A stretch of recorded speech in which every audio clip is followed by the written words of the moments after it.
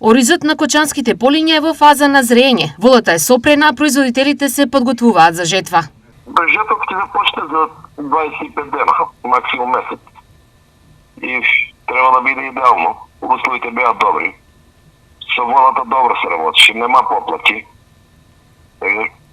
Од Господ да можеме да собереме. Биликето треба да е добар, наман треба да има.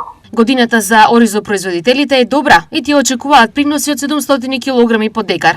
Ако е опале ќе биде некаде од 8 до 9 тона, ама има доста за сега на оваа година и Андреја, така да ќе биде некаде од 7 до 8 тона максимум. Откупната цена повторно за нив е болна точка, исто како и пласманот. Во моментот е 25 ситните, 28 до 30 крупни сорти.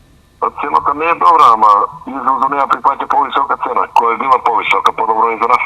Дали има најави за откуп? Во моментот ние купуваме, ама многу мали количини купуваме. Сега имаме стари залихи многу. То тражиме пазар на други места, пошто минатата година го изгубивме пазар.